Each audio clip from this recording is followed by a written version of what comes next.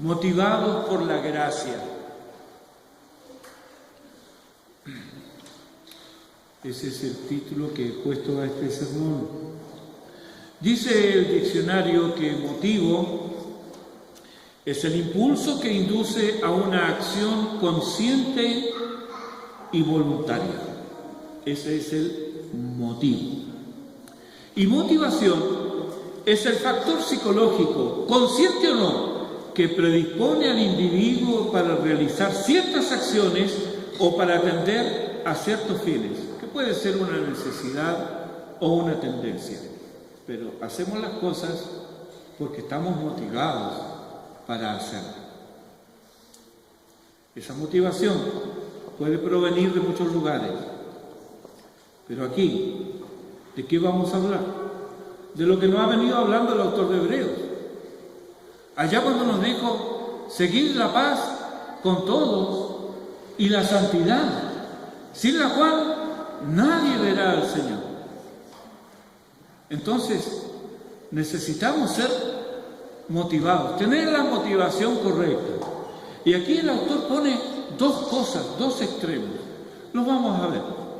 El domingo pasado, se nos exhortó a seguir, a buscar la paz y la santidad, porque, bien argumenta el autor, sin santidad nadie verá al Señor.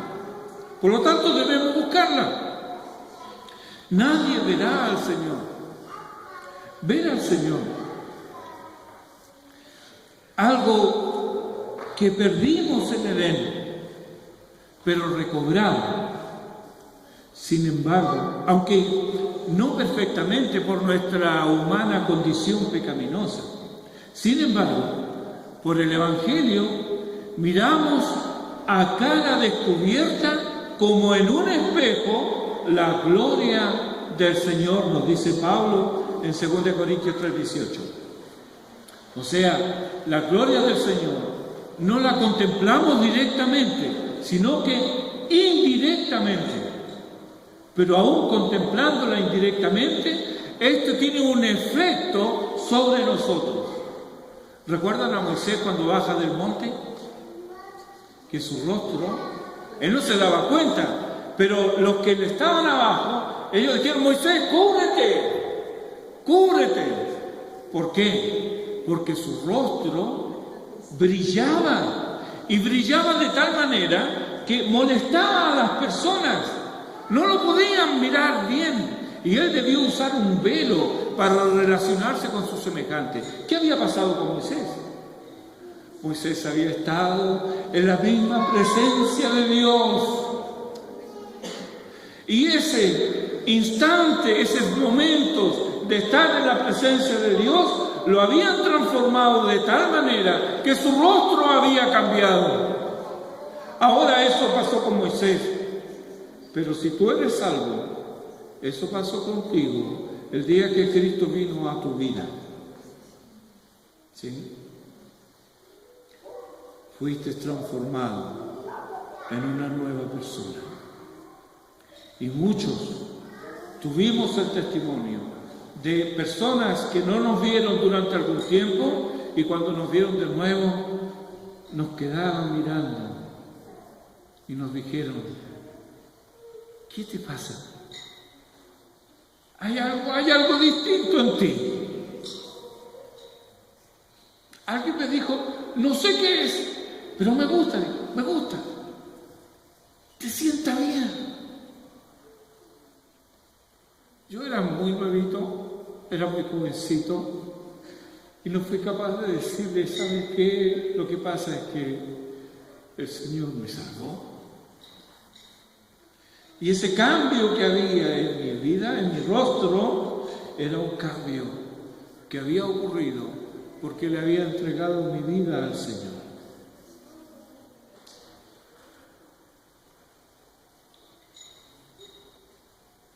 Este mirar, este ver, este contemplar se hace más intenso cuanto mayor es la consagración del creyente. Cuanto más santificado es por la palabra de Dios. Pero Como dice Juan, puesto que aún no se ha manifestado lo que hemos de ser, sabemos que cuando Él se manifieste, seremos semejantes a Él, porque le veremos tal como Él es. Primera de Juan 3:2. ¿Cómo hemos avanzado en este proceso de santidad? Querido hermano, sin duda alguna que has avanzado. No tengo duda de eso, has avanzado. Pero al decir de Pablo en 1 Corintios 13:12, ahora vemos por espejo, oscuramente, mas entonces veremos cara a cara. Queda todavía un trecho en este ver y reflejar la gloria de nuestro Dios. Este anhelo se expresa en muchos signos. Por ejemplo, lo hemos cantado, cara a cara, cuán glorioso ha de ser así vivir, ver el rostro del que quiso nuestras almas redimir. Cara a cara espero verle, más allá del cielo azul, cara a cara, en plena gloria, he de ver a mi Jesús. Es el anhelo de todo creyente. Mire este otro himno. Y cara a cara le veré, y allá la historia contaré de cómo me dio mi Jesús la vida eterna en la cruz. Otro himno.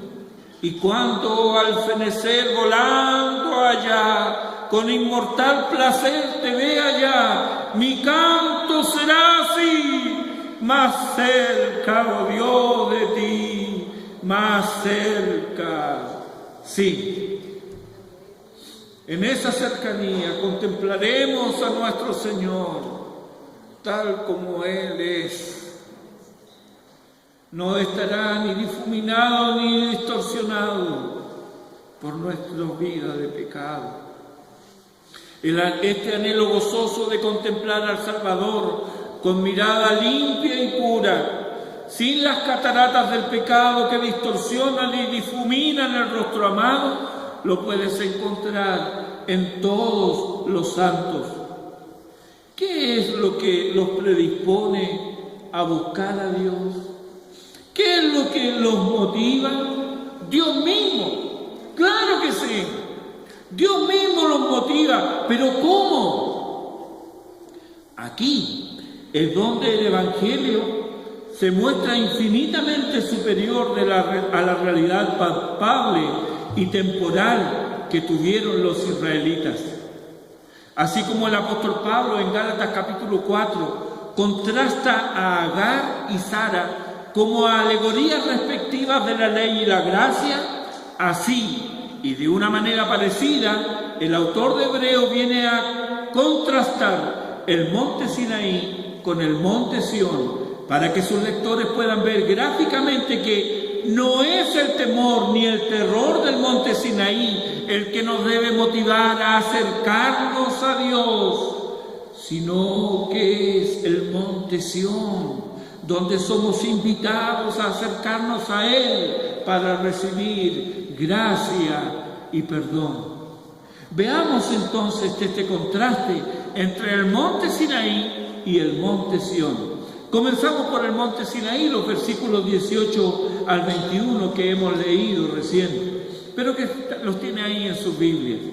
Estos versículos destilan temor, terror y miedo. No es que el autor tenga una imaginación fecunda, sino que trajo a sus oyentes los hechos narrados en Éxodo 19 y Éxodo 20, con ocasión de cuando Dios le dio la ley, esa ley que en palabras de Pablo, en Romanos 7:12, dice Pablo que esta ley a la verdad es santa y el mandamiento santo, justo y bueno. Cuando Dios dio esa ley, se manifestó de esta manera que causó terror y miedo en quienes estaban viendo cómo sucedían estas cosas. Este monte, dice el autor, se podía tocar, aunque no debía hacerse so pena de ser apedreado o traspasado por dardo. dice el versículo 20 de Éxodo 19. Era un monte que ardía en fuego, sin embargo tenebroso. Dios se manifestaba allí en el torbellino y en su voz como trompeta. Era como el rugido de un volcán que en cualquier momento vierte el magma incandescente envuelto en el humo tenebroso de los gases mortales. Todos los sentidos acusaban recibo del terror que provenía de los elementos que reaccionaban a la santidad de Dios. La tierra temblaba, los cielos se iluminaban. ¿Por qué esta sinfonía de terror? Porque Dios le iba a dar la constitución más perfecta jamás ideada por mente humana, los 10 mandamientos, que nos proveen todavía, a miles de años después de entregada, un marco ético fundamental para una vida social armoniosa.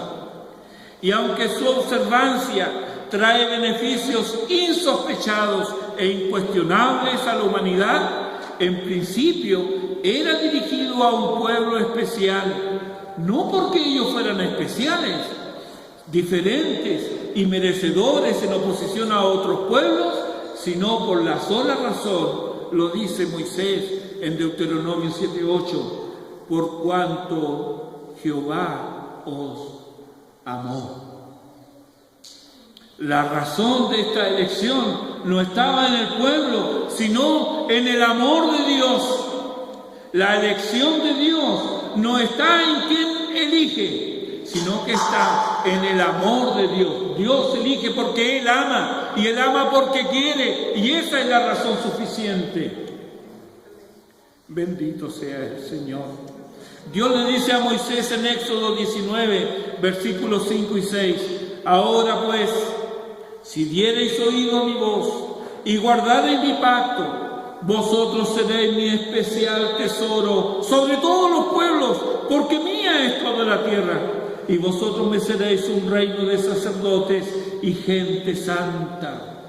Reino de sacerdotes y gente santa. El próximo domingo hablaremos más de esto.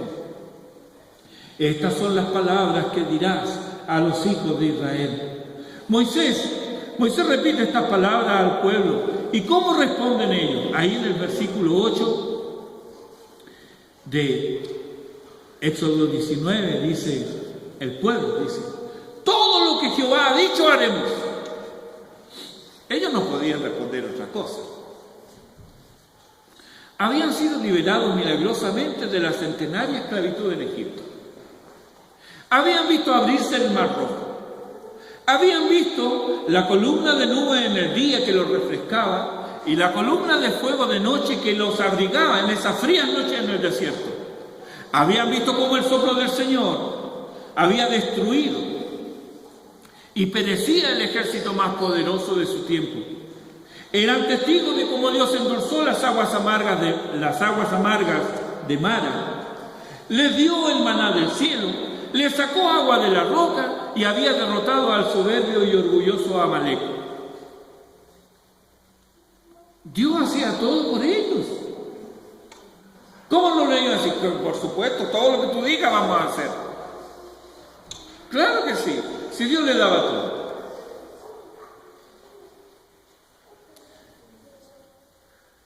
Está la impiedad y torpeza del corazón humano que sabe menospreciar a quien le sirve. Y qué tristeza, hermanos, cuanto mayor es el bien recibido, mayor también es el desprecio y el desdén.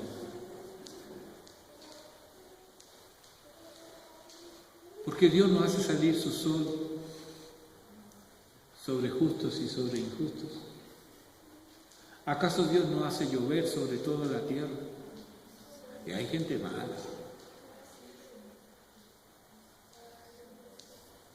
¿Acaso Dios no nos sostiene a nosotros? Y no respondemos de la misma manera. Hasta aquí ellos solo habían visto las obras de Jehová a su favor. Sin embargo, ya habían comenzado a murmurar y a quejarse. ¿Y de qué se quejaban? Del sustento que Dios les daba. Yo cuando leo esto siempre digo, Señor, yo soy tan parecido a estos israelitas. ¿Verdad que sí? ¿Verdad que nos quejamos de lo que Dios nos da?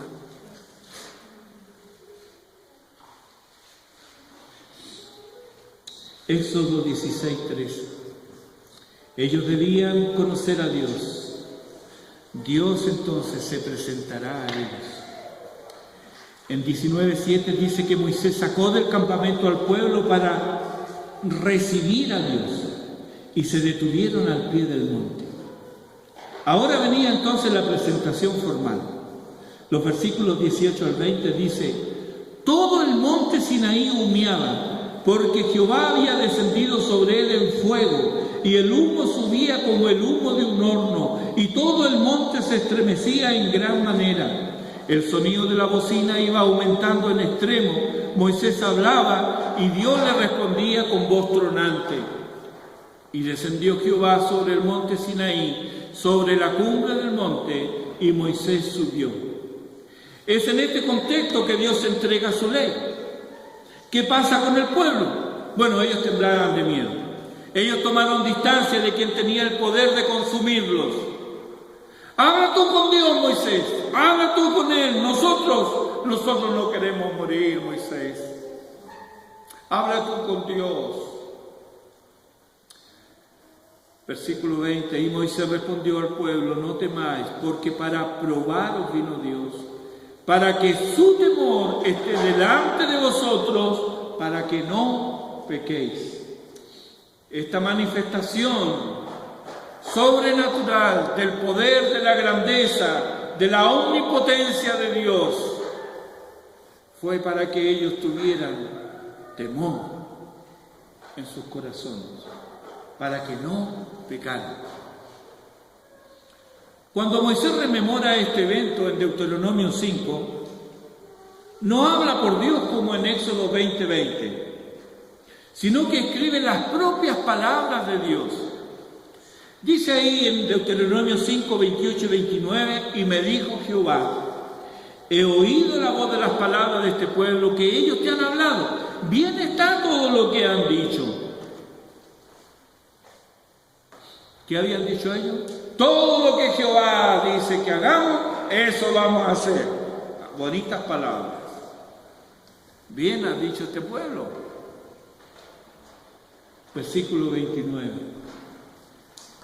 ¿Quién viera que tuviesen tal corazón, que me temiesen y guardasen todos los días todos mis mandamientos, para que a ellos y a sus hijos les fuese bien para siempre? Es que Dios conoce el corazón. Él sabe que el temor y el miedo pronto pasa y que el corazón vuelve a su natural inclinación. ¿Cuántos en el accidente, en la enfermedad, en la aflicción, no se prometen acercarse a Dios si cambia su condición? La condición cambia por misericordia de Dios, pero el corazón continúa igual, seco, apagado y endurecido. No, hermanos, el temor y el miedo no es motivación suficiente para acercarse a Dios y desear su santidad. Ahí se prefiere un intermediario. ¿Y cuántas veces yo no lo dije y lo he oído? Pastor, ore por mí para que Dios me ayude. Un intermediario.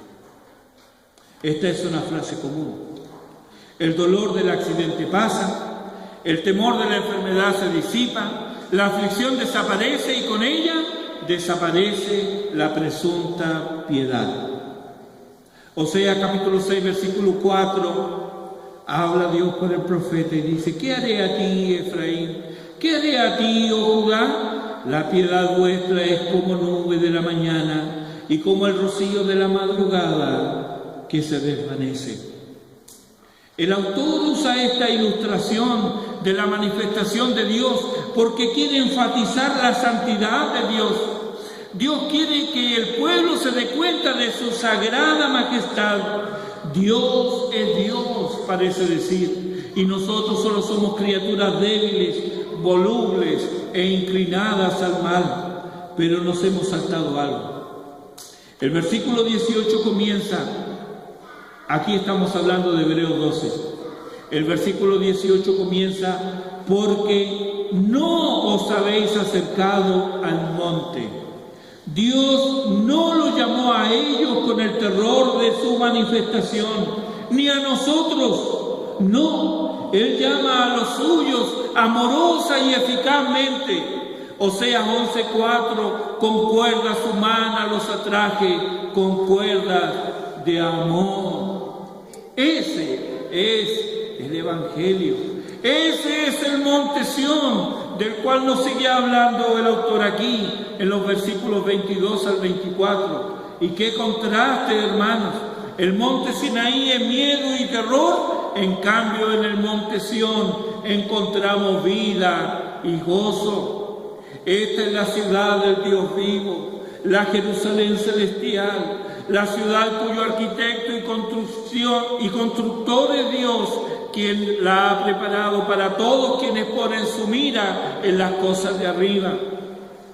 Sión fue el lugar donde Salomón edificó el templo, y con él se reemplazó el servicio que se rendía en el tabernáculo desde la salida de Egipto hasta el tiempo de Salomón.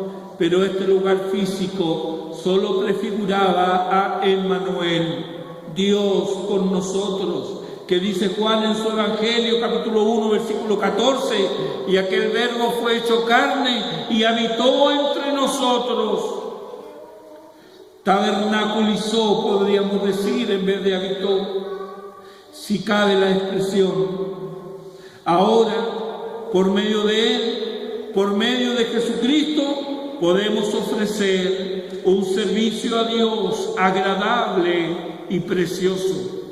Este culto a Dios no lo ofrecemos en solitario, dice el autor, sino que nos unimos a millares de ángeles. Versículo 23, a la congregación de los primogénitos que están inscritos en los cielos. La palabra empleada aquí para congregación es diferente a otras que aparecen en el Nuevo Testamento y en realidad es única, pues da la idea de una reunión alegre, una reunión festiva y gozosa. ¡Qué diferencia! En Sinaí, terror y temblor. En Sión, gozo y alegría. Con razón los santos aquí cantan: Sión, hermoso lugar, do mi hogar tendré. Feliz yo voy a estar cuando allí te veré. Santos esperan allá, pronto con ellos estaré. No habrá tristeza, no habrá más muerte en mi hogar. Donde hay triunfo, hay alegría. El que gana, festina. Quien corre y gana, celebra. Y con él no solo su equipo, sino también la nación a la que representa. Recuerda, por ejemplo, cómo todo el país celebró y festejó a los medallistas de oro en Atenas 2004. Bueno, nos uniremos en gozo inefable y glorioso a esos que, heredando la promesa hecha a Abraham, son primogénitos de Jehová y coherederos con Cristo, aquellos como nosotros, consagrados al Señor. Luego el autor de Hebreos pone en el versículo 23, a Dios, el juez de todos. Dios es el juez de todos los hombres, y todos compareceremos ante Él, pero Él no inspira terror al creyente. No, Él nos convoca a su pueblo, nos convoca a su estrado, no para condenarlo, sino para justificarlo ante todos. Ya no hay condenación para los que están en Cristo Jesús, pues Dios es el que justifica. Dios los declara justos, porque el Hijo Eterno ha pagado la deuda de ellos. Dice Isaías 53 que Jehová cargó en él el pecado de todos nosotros. Y cantan los hijos de Coré en el Salmo 48, versículo 10, de justicia está llena tu diestra. Allí mismo Dios recompensará a sus hijos que fueron fieles en lo poco, aquellos cuyas obras se hicieron en secreto, aquellos que sufrieron en silencio el desprecio y la calumnia, aquellos que por amor a su Señor escogieron ser maltratados con el pueblo de Dios que gozar de los deleites temporales del pecado. Allí, dice David en el Salmo 37, versículo 6, exhibirá tu justicia como la luz y tu derecho como el mediodía. Esta, hermanos, no es la justicia propia, que como la hoja de higuera no cubre y solo condena. No, esta es la justicia de Cristo que nos ha sido imputada y nos justifica. Avanza el autor sagrado en su argumento y al final del versículo 23 nos menciona a los espíritus de los justos hechos perfectos. Estos son los santos que nos llevan la delantera. Son tanto los santos del Antiguo Testamento como los del Nuevo Testamento que han partido. Estos son aquellos que duermen en el Señor y esperan la dulce voz del amado de sus almas, no la voz tronadora que aterrorizará a los impíos y reunirá sus almas perfectas con sus cuerpos transformados en la bendita y gloriosa resurrección. Nosotros compartimos con ellos la misma perfección que Cristo le dio a su pueblo, puesto que Hebreos 10:14 nos dice: porque por una sola ofrenda hizo perfectos para siempre a los santificados. Cristo murió, dice 1 Pedro 3:18, para llevarnos a Dios, y lo mismo atestigua el autor de Hebreos en 2:10, donde sostiene que el autor de nuestra salvación había de llevar muchos hijos a la gloria. Solo la muerte nos separa de esos benditos de Dios. Judas 24 y 25 es la doxología apropiada aquí. Y aquel que es poderoso para guardaros sin caída y presentaros sin mancha delante de su gloria con gran alegría, al único y sabio Dios, nuestro Salvador, sea gloria y majestad, imperio y potencia, ahora y por todos los siglos. Amén. Pero el autor sagrado no ha terminado su argumento, puesto que lo termina afirmando que nos hemos acercado, versículo 24, a Jesús, el mediador del nuevo pacto, y a la sangre rociada que habla mejor que la de Abel. El tema del pacto aparece vez tras vez en esta epístola a los hebreos, y ahora les recuerda a sus lectores y a nosotros que Jesús es el mediador del nuevo pacto. Moisés fue el intermediario del pacto antiguo, ese pacto que llegó a su fin, el pacto temporal. Moisés, el intermediario de ese pacto, murió y posteriormente Dios reemplazó ese pacto por el nuevo pacto, cuyo intermediario vive para siempre. Es su propio Hijo, nuestro Señor Jesucristo. Noticia de 4 cosas: cambio de corazón, comunión con Dios, conocimiento del Señor y perdón de pecados. Estas 4 cosas se nos prometen en el nuevo pacto. Dios, por medio del profeta Ezequiel, en el capítulo 36, versículos 26 y 27, nos dice: os daré corazón nuevo y pondré espíritu nuevo dentro de vosotros, y quitará de vuestra carne el corazón de piedra, y os daré un corazón de carne. Y pondré dentro de vosotros mi espíritu, y haré que andéis en mis estatutos y guardéis mis preceptos y los pongáis por obra. ¡Qué cambio! ¡Qué cambio! Esto llegó a ser posible cuando Jesús entregó su vida en la cruz del Calvario. Mateo capítulo 26, versículo 27 y 28 nos dice: y tomando la copa y habiendo dado gracias, les dio diciendo: bebed de ella todos, porque esto es mi sangre del nuevo pacto, que por muchos es derramada para la remisión de los pecados. Jesús, como mediador del nuevo pacto, llama a los creyentes a una obediencia alegre y agradecida, pues quita la carga de la culpa, limpia la conciencia del pecador, le da el don de la vida eterna, lo adopta poniéndolo en la familia de Dios mediante su Espíritu y vive para siempre interceder por ellos. ¡Qué cambio! Porque esto no es algo de afuera, no, es algo hecho dentro del creyente. ¿Hay acaso mejor pacto? En verdad este despliegue de gracia es asombroso. Mira cómo lo expresa Pedro en su segunda epístola, capítulo 1, versículos 3 y 4. Como todas las cosas que pertenecen a la vida y a la piedad.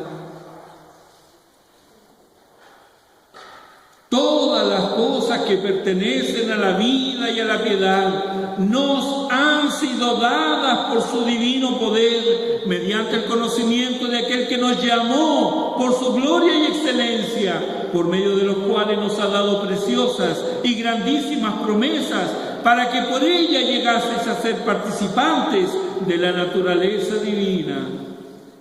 Todas las cosas que pertenecen a la vida y a la piedad. No somos mendigos ni pordioseros, no. Todas las cosas nos han sido dadas. Todo lo que pertenece a la vida y a la piedad nos ha sido dada para que vivamos para la gloria de Dios. Termina el autor su argumento diciendo que nos hemos acercado a la sangre rociada, que habla mejor que la de Abel. En Éxodo 24, versículos 6 al 8, encontramos a Moisés confirmando formalmente el pacto transitorio del Sinaí. Y aquí mismo, en el capítulo 9 de Hebreos, versículos 18 al 22, tenemos la misma escena. Mira cómo lo narra aquí el autor, del 18 al 22, de donde ni aún el primer pacto fue instituido sin sangre, pues porque habiendo anunciado Moisés todos los mandamientos de la ley a todo el pueblo, tomó la sangre de los becerros y de los machos cabríos, con agua, lana, escarlata y hisopo, y roció el mismo libro y también a todo el pueblo, diciendo: esta es la sangre del pacto que Dios os ha mandado. Y además de esto, roció también con la sangre del tabernáculo, el tabernáculo y todos los vasos del ministerio.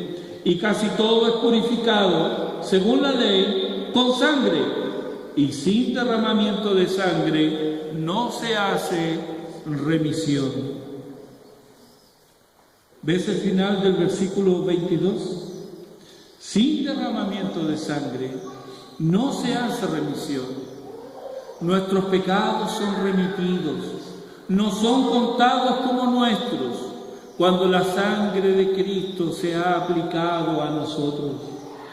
Primera de Juan capítulo 1, versículo 7 dice: la sangre de Jesucristo, su Hijo, nos limpia de todo pecado. Él derramó su sangre una vez para siempre. Con ella nos limpia nuestras conciencias, y así podemos servir a Dios con libertad y alegría. Es por medio de esa sangre que podemos entrar a la presencia de Dios como pecadores perdonados. Esta sangre, dice el autor sagrado, habla mejor que la de Abel. Esto porque la sangre de Abel clama por venganza, por vindicación, por justicia. En cambio, la sangre de Cristo clama por misericordia, por gracia para pecadores perdidos. La sangre de Abel clama por pecado y por culpa, en tanto la sangre de Cristo clama por perdón, por vida y salvación. La sangre de Jesucristo es la sangre del Cordero de Dios que quita el pecado del mundo. La noción de la sangre no es agradable y para muchos es repulsiva, pero para aquellos que consideran el cristianismo como una religión tribal, primitiva y sangrienta, y que se esfuerzan por borrar todo vestigio de la sangre, aún del registro sagrado, para ellos no hay remisión de pecados, puesto que lo único que los salva, ellos lo rechazan. La sangre se ha perdido de los púlpitos cristianos y con ello nos privamos de los beneficios que ella trae de purificación, perdón y limpieza. Hemos de extrañarnos entonces que algunas congregaciones se hayan transformado en sinagogas de Satanás. Como afirmaba Spurgeon, en estos lugares el púlpito es el escenario del show y la congregación ha devenido en circo.